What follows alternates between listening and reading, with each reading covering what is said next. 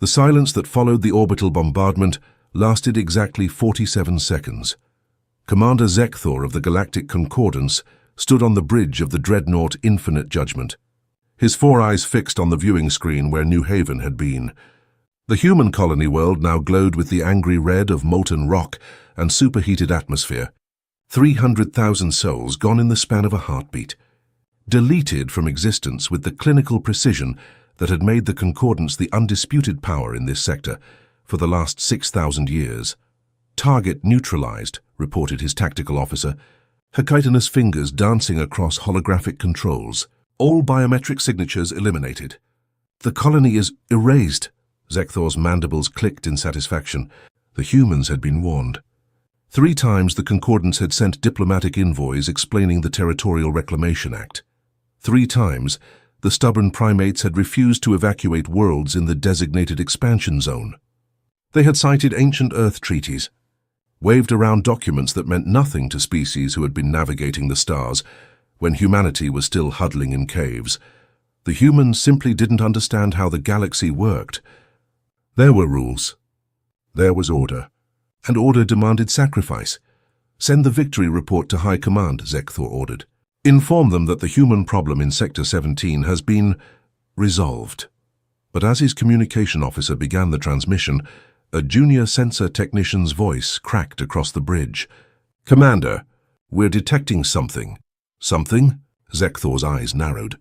Be specific. Gravitational anomalies. Multiple gravitational anomalies. They're appearing at the edge of the system. No, wait. They're appearing everywhere. The technician's skin had gone pale, shifting from the healthy blue of a Concordance officer to something approaching white. Sir, I'm reading 50. No, 100. 200 distinct gravitational signatures. Zekthor moved to the sensor station, his confidence wavering for the first time in his 30-year military career. Show me. The tactical display bloomed with red markers. They appeared like drops of blood in water, spreading, multiplying, surrounding. Ships, hundreds of ships, thousands of ships. More ships than Zekthor had ever seen assembled in one place, and they were all converging on his position. Identification, he demanded, though something cold was already settling in his chest. They're human, sir. All of them. Human warships. The first transmission came through on every frequency simultaneously. A human voice, female, speaking in perfect concordant standard, but with an undertone of something that made Zekthor's blood run cold. Rage, perhaps, or something far worse, righteous fury. Commander Zekthor of the Concordance vessel Infinite Judgment. This is Admiral Sarah Chen of the United Earth Defense Fleet. You have exactly 1 minute to surrender your vessel, or you and your crew will be eliminated with the same mercy you showed the civilians of New Haven. Choose wisely. You won't get a second chance.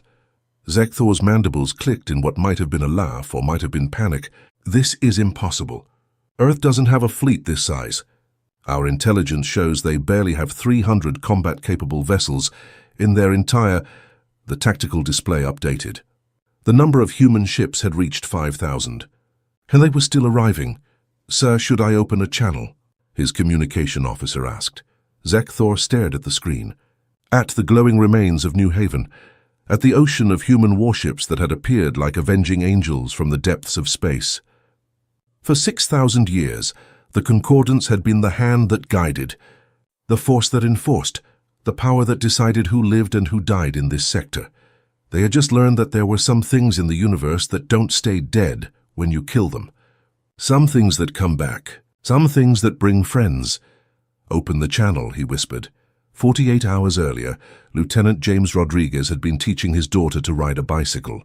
The colony world of New Haven had been everything Earth promised: open skies, clean air, grass that stretched for miles in every direction. It was paradise, or as close as humanity had managed to build in their first tentative steps beyond their own solar system. "Dad, I'm doing it! I'm doing it!" 7-year-old Maria had shouted, her laughter echoing across the meadow behind their prefab home. "Keep your balance, Mija. That's it!"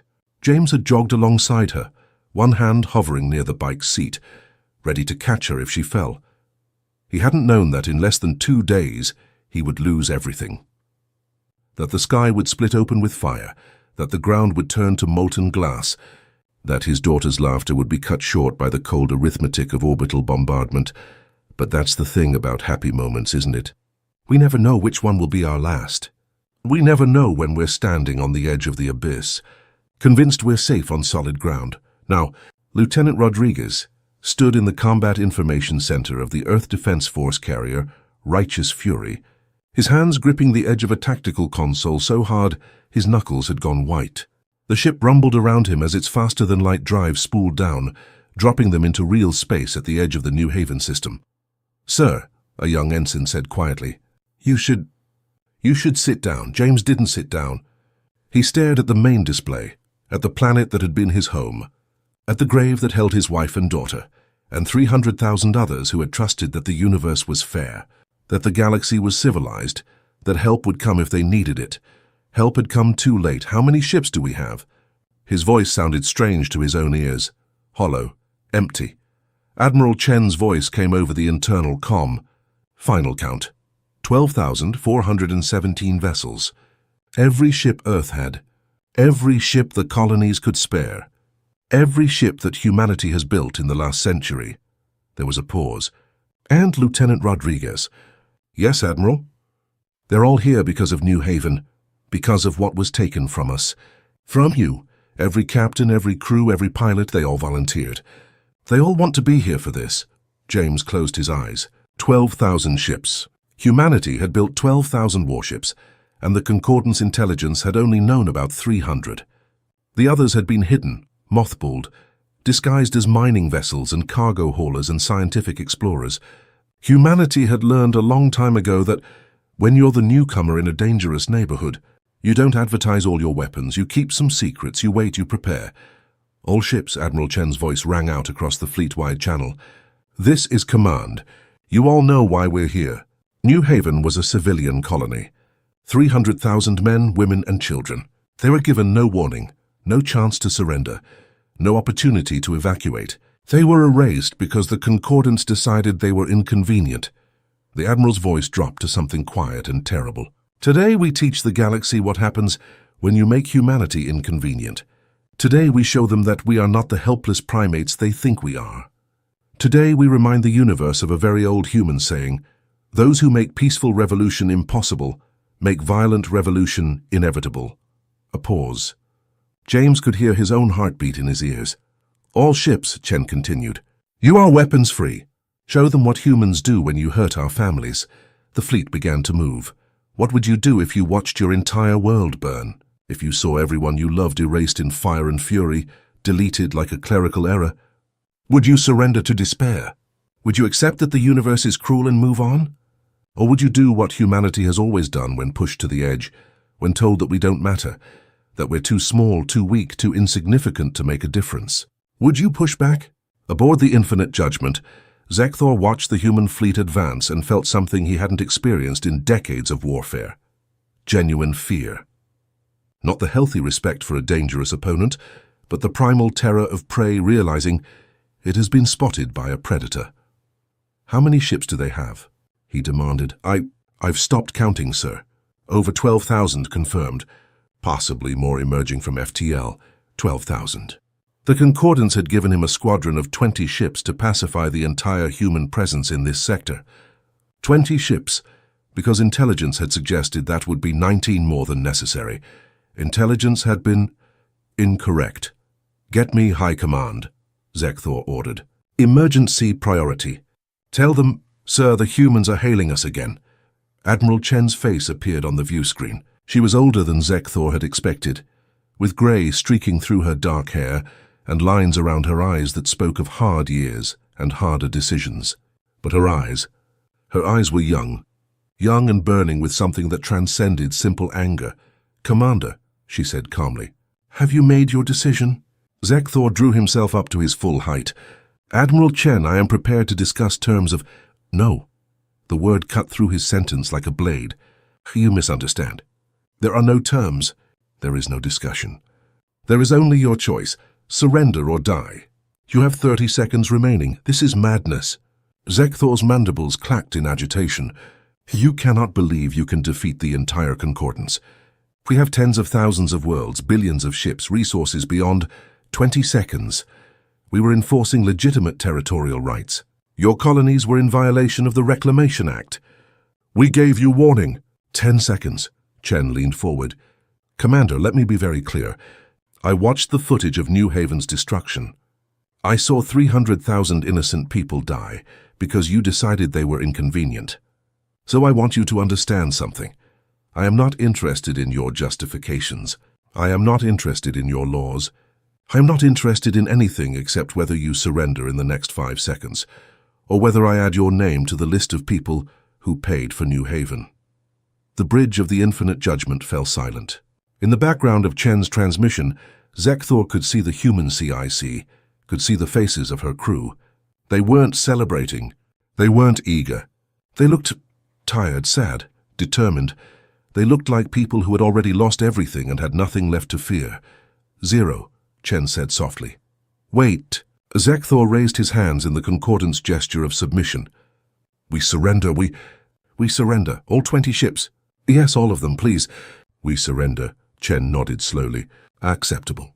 Power down your weapons and shields. Prepare to be boarded. If any of your vessels attempts to flee or fight, all of you will be destroyed. Do you understand? Yes, Admiral. We understand. The transmission cut off. Zekthor slumped in his command chair, feeling the eyes of his crew upon him. He had surrendered. In 30 years of service, he had never surrendered. The Concordance didn't surrender. They were the ones who received surrenders, who granted mercy, who decided the fate of lesser species. But looking at that wall of human ships, at 12,000 vessels bearing down on his squadron, with the cold inevitability of an avalanche, Zekthor understood something that High Command had never grasped. Humanity wasn't a lesser species. They had just been quiet. The boarding action was swift and professional. Human Marines in powered armor secured each Concordance vessel within minutes, their movements precise and practiced. They weren't cruel. They weren't vengeful.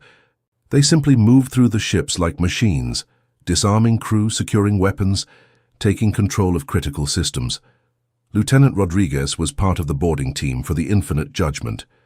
He moved through corridors that felt wrong, too tall, too wide, built for species larger than human. His rifle swept corners with mechanical precision, but his mind was elsewhere. On a meadow, on a bicycle, on his daughter's laughter. Lieutenant, his sergeant said quietly, target secured. Bridge is ours. James nodded and moved toward the bridge. When he entered, he saw Commander Zekthor for the first time. The alien commander looked diminished, defeated. His 4 eyes tracked James's approach with something that might have been fear or might have been regret. Commander Zekthor, James said, his voice flat. I'm Lieutenant James Rodriguez. Zekthor's mandibles twitched. I am sorry for your loss, Lieutenant. My loss? James moved closer. My loss? My wife was a botanist. Did you know that? She was helping develop new crop strains for colonial agriculture, making sure humans could feed themselves on new worlds. My daughter was 7. She liked drawing. She wanted to be an artist when she grew up. He stopped directly in front of Zekthor. They were your loss too, Commander. You just don't know it yet. I don't understand. You will. James turned to his sergeant.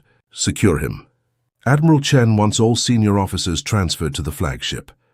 As the Marines moved to comply, Zekthor spoke again. Lieutenant, what will happen to us? James paused at the bridge entrance. You'll be tried. In front of the Galactic Court, in front of every species in the Concordance, and the galaxy will learn what you did here. And then justice. Whatever that means. The trial took place 3 weeks later on Concordance Prime, the capital world of the galactic government. It was the most watched proceeding in the history of interstellar civilization. 743 species tuned in to watch as humanity, the young, brash newcomers who had barely left their home system, brought charges against the Concordance itself. Admiral Chen stood in the center of the Great Court, surrounded by representatives from worlds spanning the galaxy. She wore her dress uniform, medals gleaming on her chest, but her expression was somber. Honored representatives, she began, we come before you not for revenge, but for justice. We come to show you what was done to our people, and to ask a simple question, is this the galaxy we want to live in? The prosecution presented evidence over the course of 16 hours. Footage of the bombardment, testimony from survivors who had been off-world, communications logs showing that New Haven had requested mediation, that they had been willing to negotiate, that they had been given no real chance to evacuate. And then came the moment that changed everything. Chen played a recording recovered from New Haven's orbital satellites. The timestamp showed it had been captured in the final moments before the bombardment. On screen, a concordance communication showed Commander Zekthor speaking to his fleet. "The humans are too stubborn," his voice said. "They do not understand that their desires are irrelevant. High Command has authorized a demonstration. We will erase one colony completely. Not as punishment, but education. The other human settlements will evacuate once they see what happens to those who refuse concordance law." The courtroom erupted. Representatives leapt to their feet, some in anger, some in shock. The recording continued. "Select New Haven. It has the largest population. Maximum impact. Maximum efficiency." When the recording ended, the silence was absolute. The presiding judge, an ancient being from a species that had been old when the concordance was young, spoke in a voice like grinding stone. "Commander Zekthor, you conducted this action not as military necessity, but as terrorism. You murdered 300,000 civilians to frighten others into compliance." Zekthor, standing in restraints in the defendant's area, could only nod. "And High Command authorized this action?" Another nod. The judge turned to the gallery of concordance representatives. "For 6,000 years we have maintained order in this galaxy. We have mediated disputes, prevented wars, protected developing species. But we have also grown complacent, comfortable with our power. We began to believe that order was more important than justice, that efficiency was more valuable than mercy." The ancient being's eyes swept across the courtroom. "Humanity has reminded us of a truth we forgot, that civilization is not measured by its power, but by how it treats the powerless. That order without justice is simply tyranny with better organization." The judge's gaze fell on Admiral Chen. "Admiral, humanity has demonstrated restraint, remarkable for a species that has suffered such loss. You captured these ships when you could have destroyed them. You brought them to trial when you could have executed them in the field. You have shown the galaxy what true strength looks like, not the strength to kill, but the strength to demand better from those who would rule." Chen stood straighter. "Your Honor, we don't seek to rule. We seek only to ensure that what happened to New Haven never happens again to anyone, that the strong cannot simply erase the weak when they become inconvenient. And you shall have it." The judge raised a crystalline gavel. "The concordance is found guilty of war crimes. The Territorial Reclamation Act is hereby abolished.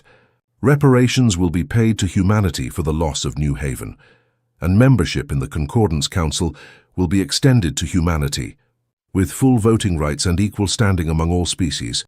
The gavel fell, the galaxy changed. 6 months after the trial, Lieutenant James Rodriguez stood on the site where his home had been. New Haven was still too hot for permanent habitation, but the terraforming crews said they could restore it within a decade. The planet would live again. It would be home again, but it would never be the same. Admiral Chen found him there, standing in powered armor on ground that still glowed faintly with residual heat from the bombardment. "Lieutenant," she said over the comm, "how are you holding up?" James was quiet for a long moment. "I keep thinking about what I would tell Maria, about all of this. The fleet, the trial, the changes." He gestured at the ruined landscape. "How do you explain to a 7-year-old that sometimes the universe is cruel? That sometimes bad things happen to good people? That sometimes the only response to evil is to stand up and say no more?" "You tell her the truth," Chen said softly. "That her mother was brave, that her father fought for her, that she mattered, that they all mattered, and that the galaxy is better because they lived and worse because they died. You tell her that love is stronger than hate, and that memory is more powerful than death." James nodded slowly. "The Concordance offered me a position, cultural liaison. They want a human perspective on the Council, someone who understands what we lost. Will you take it?" "I don't know. Part of me wants to stay in the fleet, to make sure we're never caught unprepared again. But part of me thinks," he trailed off, "part of me thinks that maybe the best way to honor them is to build something better, to make sure the next generation doesn't have to fight the wars we fought. There's no wrong answer, Lieutenant. You've given enough. Whatever you choose, humanity will support you." They stood together in silence, watching the sun set over New Haven's broken landscape. In orbit above them, human construction ships were beginning the long process of restoration. Building, healing, moving forward, because that's what humanity does. We fall, we grieve, we rage against the dying of the light, and then we rebuild. What would you do in a universe that decided you didn't matter? Would you accept your fate? Would you disappear quietly into the night? Or would you do what humans have always done? What we've been doing since we climbed down from the trees and looked up at the stars and decided that maybe, just maybe, we belonged up there too. Would you fight? Would you demand better? Would you make the universe remember that you were here, that you mattered, that you counted? 10 years after New Haven, the galaxy is a different place. The Concordance reformed itself, restructured its laws, redistributed its power. Humanity sits on the Council now, equal partners in a government that spans 10,000 worlds. The Territorial Reclamation Act is taught in schools as a cautionary tale about the dangers of unchecked authority. And New Haven? New Haven lives again. The planet has been terraformed, reborn from ash and fire. The new colonists, humans and aliens working together, have built a memorial at the site of the bombardment. 300,000 names, etched in indestructible metal, arranged in a spiral that can be seen from orbit. They mattered, reads the inscription. And because they mattered, the galaxy changed. Lieutenant Rodriguez, now Ambassador Rodriguez, visits every year on the anniversary. He brings flowers from Earth, real flowers grown in real soil, and he places them at the memorial. He tells stories about his daughter, about his wife, about the world that was and the world that could have been. And every year, he's joined by more people, humans, aliens, species from across the galaxy who have heard the story of New Haven, who understand what it means, who want to ensure it never happens again. Because that's the thing about tragedy, isn't it? It can break us, it can crush us, it can convince us that the universe is cold and cruel, and that nothing we do matters, or it can inspire us. It can remind us why we fight. It can show us that even in our darkest moments, even when everything seems lost, we still have a choice. We can give up, or we can get up. And humanity. Humanity always gets up. Admiral Chen retired 3 years after New Haven, but her legacy lived on. The Earth Defense Fleet became the Terran Expeditionary Force, then the United Human Defense Service, and finally, when humanity's allies requested protection against external threats, the Galactic Peace Corps. 12,000 ships became 20,000, then 50,000. Not for conquest, not for domination, but because the galaxy had learned that humanity's greatest strength wasn't our weapons or our ships or our technology. It was our stubborn, irrational, utterly human refusal to accept that some things are inevitable. Commander Zekthor served his sentence, 15 years in a rehabilitation facility designed to help him understand the weight of his actions. When he was released, he did something unexpected. He joined the Memorial Foundation at New Haven. He spent the rest of his life telling his story to anyone who would listen, explaining how easy it is to become a monster when you believe your cause is just and your orders are righteous. I thought I was maintaining order, he would say in his talks. I thought I was serving a greater good. But I forgot the most important truth, that there is no greater good that justifies the casual murder of innocent people. That convenience is not a valid reason for cruelty. That power without compassion is simply tyranny with better uniforms. His talks were attended by millions, broadcast across the galaxy, translated into 700 languages. They called it the New Haven Truth, the understanding that civilization requires more than laws and order. It requires empathy, justice, the willingness to stand up and say this is wrong even when saying so is dangerous, especially when saying so is dangerous. 20 years after New Haven, a new species made contact with the Concordance. They were aggressive, expansionist, convinced of their superiority. They looked at the Council, saw the diversity of species, the careful balance of power, and they laughed. "You are weak," their ambassador declared. "Too many voices, too much debate. We will show you how to truly rule a galaxy." The Concordance representatives glanced at each other. Then Ambassador Rodriguez stood. "Before you make any decisions you might regret," he said calmly, "there's a place I'd like to show you." They took the aggressive species to New Haven, to the memorial, to the 300,000 names spiraling into the sky. This is what happens when someone decides that might makes right, Rodriguez explained. This is the cost of arrogance. This is the price we paid to learn that the universe doesn't care about your superiority. It cares about what you do, how you treat those weaker than yourself, whether you choose justice or convenience when the choice is difficult. He gestured at the names. These people died because someone believed that killing them was acceptable, that they were expendable, that their lives mattered less than political expediency. His eyes hardened, and because they died, the galaxy changed. The concordance reformed, humanity rose, and we all learned that there are some lines you do not cross, ever. The aggressive species ambassador was silent for a long time. Then quietly, what happened to those responsible? They faced justice. They paid for their crimes. But more importantly, they taught us all a lesson. Rodriguez looked up at the memorial. That civilization is a choice we make every day. That being strong means protecting the weak, not exploiting them. That power is a responsibility, not a privilege. 6 months later, the aggressive species joined the concordance peacefully. They cited the New Haven Memorial as the reason for their change of heart. It was the first of many such changes, as news of humanity's story spread throughout the galaxy. Some species called it soft power. Others called it moral authority.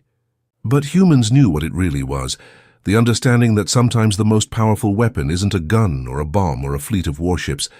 Sometimes it's just a story, a memory, a reminder that we're all connected, that we all matter, that what we do to the least among us reflects on all of us. As we close this story, consider this. What would you do if you had the power to erase your enemies? If you could solve your problems with the push of a button, no matter the cost to others, would you do it? The concordance did. They erased New Haven, thinking it would solve their problem, thinking it would make humanity compliant, manageable, convenient.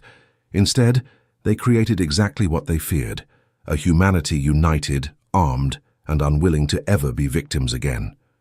They turned a quiet species into a galactic power. They transformed potential friends into necessary watchdogs. They learned, as so many have learned throughout history, that you cannot bomb people into submission. You cannot terrorize them into compliance. You can only radicalize them into resistance. But here's the beautiful part, the part that makes this a human story rather than just a revenge story. Humanity didn't become monsters. They didn't respond to genocide with genocide. They didn't erase concordance worlds in retaliation. They demanded better. They insisted on justice. They forced the galaxy to look at what had been done and say never again. That's the real HFY element here. Not that humans are stronger or tougher or more dangerous than other species. It's that we're stubborn enough to demand better, even when we have every right to demand revenge. That we're foolish enough to believe in justice, even after we've been shown that the universe is unjust. That we keep getting up, keep building, keep hoping, even after everything we love has been burned to ash. The New Haven Memorial stands to this day, a testament to loss and a promise for the future.